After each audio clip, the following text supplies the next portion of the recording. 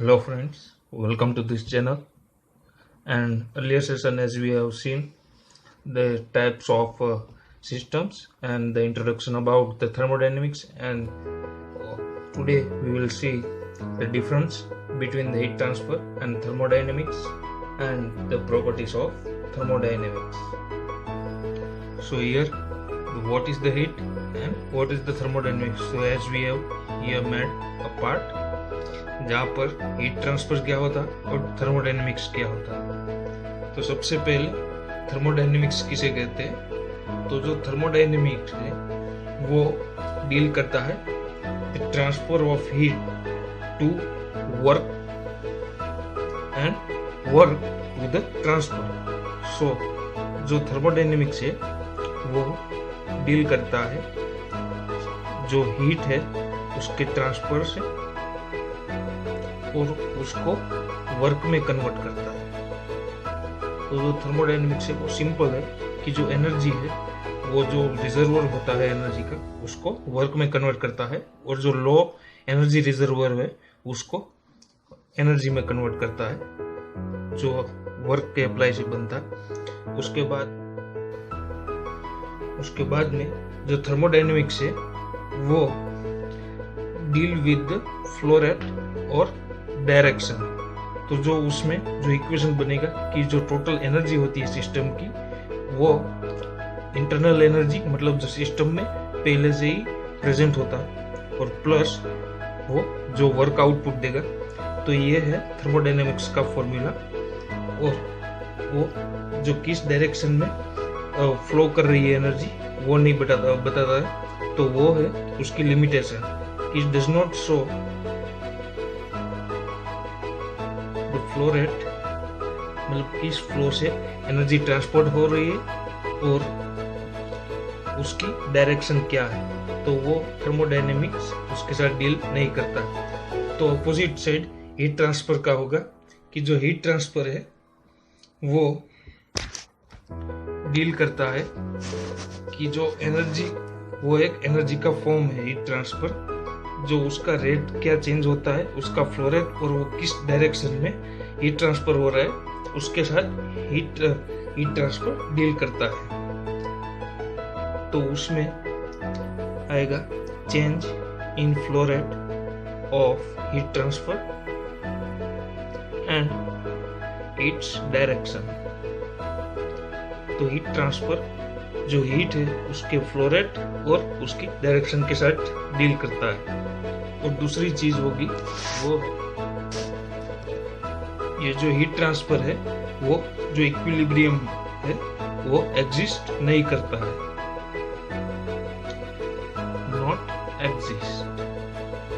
जबकि जो थर्मोडायनेमिक्स है वो इक्विलिब्रियम एग्जिस्ट करता है।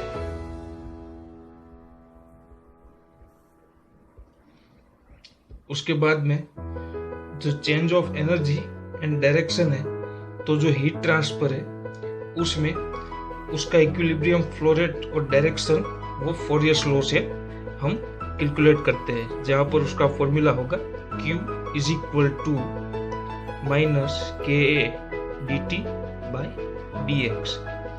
तो ये जो है वो टेम्परेचर ग्रेडियंट होगा, ये है वो एरिया होगा, ये है हीट ट्रांसफर कांस्टेंट और ये है उसका फ्लो रेट मतलब उसकी एंथैल्पी जो एनर्जी है वो सिस्टम की। इसके बाद let us see about the properties of thermodynamics.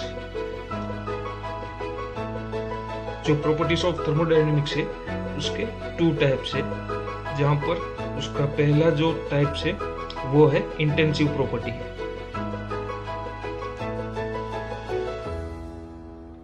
And जो दूसरा टाइप्स है वो है एक्सटेंसिव प्रॉपर्टी।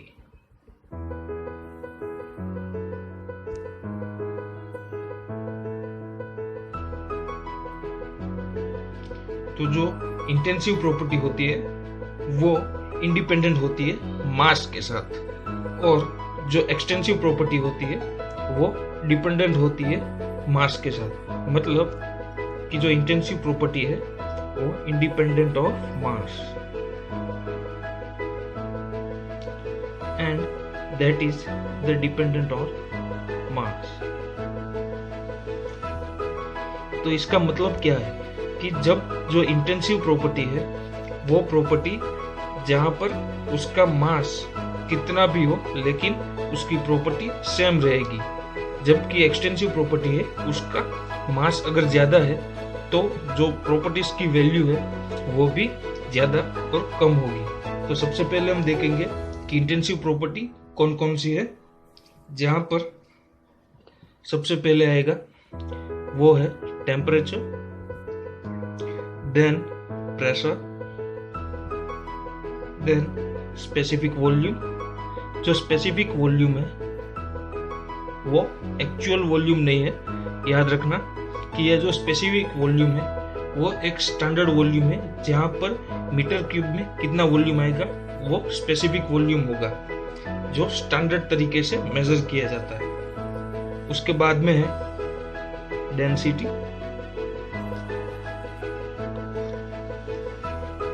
उसके बाद में है स्पेसिफिक हीट,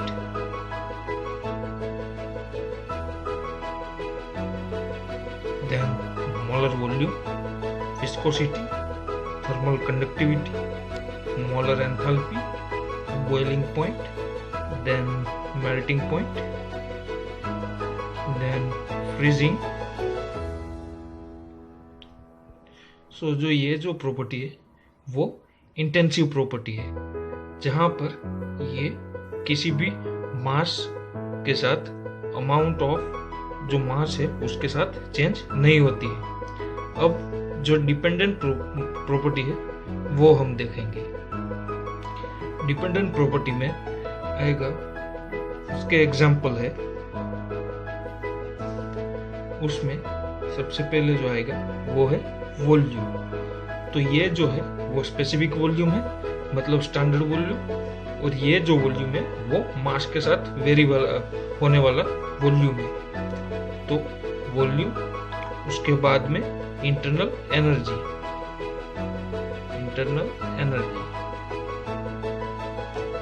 उसके बाद में आएगा एंथैल्पी,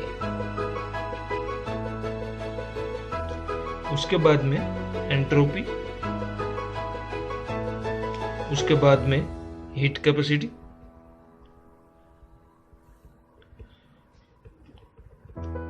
तो ये जो है वो एक्सटेंसिव प्रॉपर्टी हुआ जो मास के साथ डिपेंडेंट है। उसी के साथ हम एक और चीज आज कवर कर लेते हैं, वो है फेज रूल। तो जो फेज रूल है वो इंडिकेट करता है कि कितने जो पैरामीटर होते हैं उसमें कितने जो पैरामीटर है वो कितने इंडिपेंडेंट होने चाहिए इक्विलिब्रियम में लाने के लिए। तो इस indicate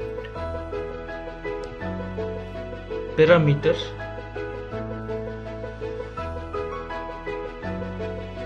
of freedom for equilibrium. तो इसमें उसका जो फॉर्मूला आएगा वो होगा degree of freedom is equal to C minus P plus 2। जहाँ पर ये होगा वो केमिकल कंपाउंड कितने हैं, ये होगा फेज कितना है, और प्लस 2। तो इसमें जो हमें डिग्री ऑफ फ्रीडम मिलेगा उतने हम पैरामीटर इंडिपेंडेंट चेंज कर सकते हैं इक्विलिब्रियम में लाने